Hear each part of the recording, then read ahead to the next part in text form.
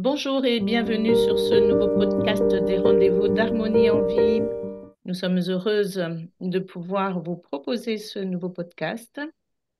Aujourd'hui, nous allons essayer d'aider Françoise, qui est en très grande difficulté, car elle n'arrive pas à exprimer son positionnement aux événements sociaux avec ses enfants et avec son mari.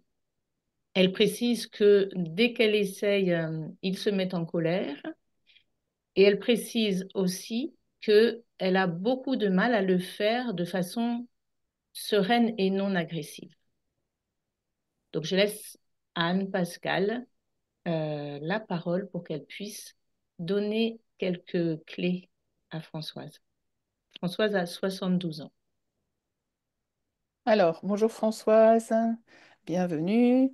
Donc, par rapport à ta clé que j'ai étudiée en avance pour essayer de mieux comprendre ta problématique, la première chose que je peux te dire, c'est que tu as en toi une convoitise énorme d'être aimé. C'est-à-dire que ta grande peur, c'est de pas, dans les relations humaines, ne pas être aimé, et c'est ce que tu recherches à tout prix, dans toutes les situations. Donc, comme effectivement cette recherche, elle est sans fin, c'est compliqué. Voilà, c'est la première chose. Donc, si tu peux aller voir en toi, si tu ressens ce besoin d'être aimé, cette peur de ne pas l'être.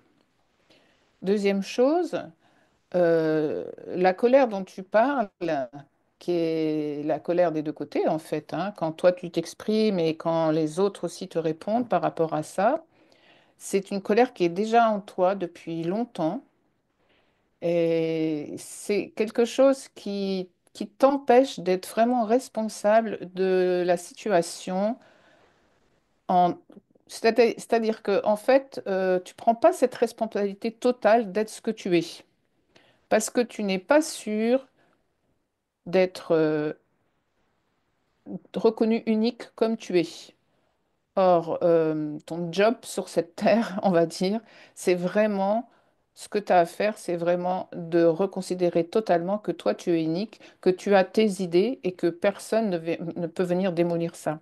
Donc, ce qu'on peut dire maintenant, dès maintenant, c'est qu'il y a en toi la possibilité vraiment de prendre la responsabilité totale, de dire ce que tu as à dire et d'enlever cette peur de ne pas être aimé pour ça. Voilà, ça c'est une première chose. Alors c'est sûrement très difficile parce que cette responsabilité que tu dois prendre dans ta clé, on la voit, elle est très forte, mais c'est un job à faire, vraiment. Et encore une fois, regarde bien à quel endroit dans ta vie, là où tu peux voir, où tu cherches à être aimé, par le reste du monde, alors que toi, peut-être, tu ne t'aimes pas vraiment comme tu es. Voilà, maintenant je laisse la parole à Claude. Eh bien, rebonjour Françoise. Et la première chose que je vais dire, c'est un petit peu la même chose qu'Anne-Pascale, c'est la peur de ne pas être aimé. C'est la peur fondamentale que nous avons tous et qui nous fait exister d'une façon non authentique. Cette peur, elle nous empêche vraiment d'exprimer ce que l'on ressent au fond de soi. Et ce qui est très dommage, c'est que à partir du moment où on n'arrive pas à exprimer ce que l'on ressent au fond de soi, en face, les autres n'arrivent pas à exprimer non plus ce qu'ils ressentent au fond d'eux réellement. Par rapport à cette situation qui est certainement effectivement très très douloureuse, j'ai deux questions à te poser. La première, c'est qu'est-ce que tu recherches en fait? Qu'est-ce que tu souhaiterais en discutant avec tes enfants et ton mari? Est-ce que tu recherches juste la possibilité de t'exprimer, tout simplement, ou est-ce que tu chercherais à convaincre?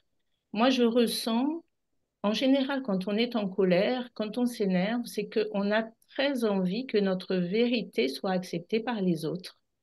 Et si ce n'est pas le cas, on se sent fragile. Un petit peu ce que disait Anne-Pascale, tu peux te sentir fragile par rapport à ça.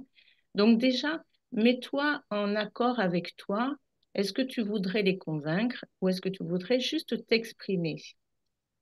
Et s'il s'agit juste de t'exprimer, si tu es sereine avec ça, eh bien peut-être que tu peux le proposer à ton mari, le proposer à tes enfants, à partir de cet alignement-là, et leur dire, est-ce qu'il est juste possible que l'on puisse exprimer chacun notre façon de voir les choses sans chercher à se convaincre l'un l'autre? Alors, bien évidemment, c'est quelque chose qui a besoin, pour que cela se fasse facilement, que tu sois totalement aligné avec ça. Donc, je t'invite dans un premier temps à observer les émotions, les ressentis que tu as par rapport à cette envie de t'exprimer. Et si c'est juste t'exprimer, ben c'est parfait. Si c'est convaincre, peut-être va regarder un petit peu pourquoi tu veux les convaincre et est-ce que tu peux, de la même façon que tu souhaites être respecté dans ce que tu penses, est-ce que tu peux, toi, juste complètement les respecter, eux, dans ce qu'ils pensent? Et à partir de là, le dialogue va pouvoir être possible. Je laisse la parole à Séverine. Bonjour Françoise. Merci, merci de t'être déposée ici parce que j'entends que ça doit pas être facile tous les jours. Il y a vraiment une forte frustration, une énorme colère en toi à vouloir faire passer tes idées. Et, et en fait, ça va même jusqu'à la violence, en fait, mais que tu retournes contre toi-même. Donc, ça peut, j'imagine que ça doit être hyper douloureux à certains moments et tellement frustrant de ne pas pouvoir faire passer tes idées comme tu aimerais. Donc moi, la première chose que je reçois comme information, c'est que est-ce que ça te parle en fait, cette, la dictature dans ton enfance? Est-ce que tu as vécu la communication au sein de ta famille ou un des deux parents ou ton père qui s'exprimait de manière dictatoriale et où quelque part tu n'avais pas droit à la parole, où tu ne pouvais pas exprimer pleinement tes points de vue, il n'y avait qu'un seul point de vue exprimé et c'était la vérité. Point. Donc, est-ce que ça, tu nous diras, hein, si tu as envie en commentaire ou par mail, sens-toi libre de le faire pour nous dire si vraiment, voilà, il y a quelque chose dans ton enfance, un peu de cet ordre-là, de cette énergie-là, où tu as baigné là-dedans et du coup, ben, ça, ça, ça a fait que ça a coupé quelque part un petit peu, tu t'es coupé de ta communication et de ta vérité finalement au fond parce qu'il n'y avait pas la place finalement pour que tu puisses exprimer cette opinion, cette vérité que tu portais en toi. Ça, c'est la première chose. La deuxième chose que je ressens aussi, c'est, j'ai envie de te dire, c'est le mot souveraineté qui revient beaucoup pour toi. C'est comment tu peux aujourd'hui te remettre dans ta souveraineté. C'est-à-dire que il y a cette forme de croyance que euh, les autres ne te laissent pas la place, comme si tu n'avais, en toi, il y avait le fait que tu ne prenais pas ta place de souveraine en disant, OK, ça c'est mon opinion, ça c'est ma vérité à moi. Ça ne veut pas dire que les autres vont être d'accord avec toi. Ça veut dire que toi, tu crois en ta propre vérité, en ta propre opinion, et qu'elle a autant sa place que les autres. Donc, j'ai envie de te remettre aussi au centre de ta vérité chaque jour, comment tu peux euh, te redonner cette souveraineté, te redonner en fait cette importance de toi-même. Tu es une femme importante. Tu as ta place dans tous les domaines de ta vie et tes opinions sont importantes. Mais dans quelle mesure toi, tu te donnes cette importance-là, sans attendre effectivement de validation ou d'être en accord avec les autres, hein, mais toi déjà de dire, OK, moi je pense ça. Et pourquoi pas écrire, avoir ton petit carnet comme ça à opinion, où tu te dis, bah voilà, moi ce que je pense, c'est ça. Voilà, moi je suis pas d'accord avec ça.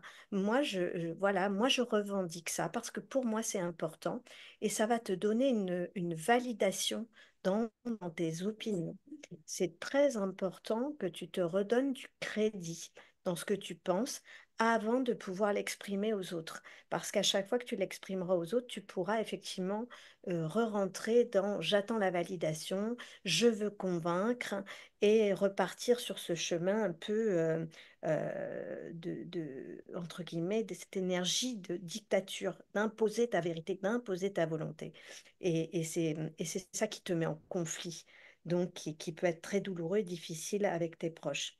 Donc vraiment, je t'invite à revenir à ta souveraineté, Françoise. Merci beaucoup, Françoise, et je laisse la parole à Claude. Eh bien oui, merci Françoise pour ce joli sujet. Nous espérons que tu vas pouvoir trouver dans cette vidéo, dans cet audio, des clés qui vont te permettre d'avancer. Si tu as besoin de prolonger, n'hésite pas à nous contacter et on te dit à très vite sur un autre audio.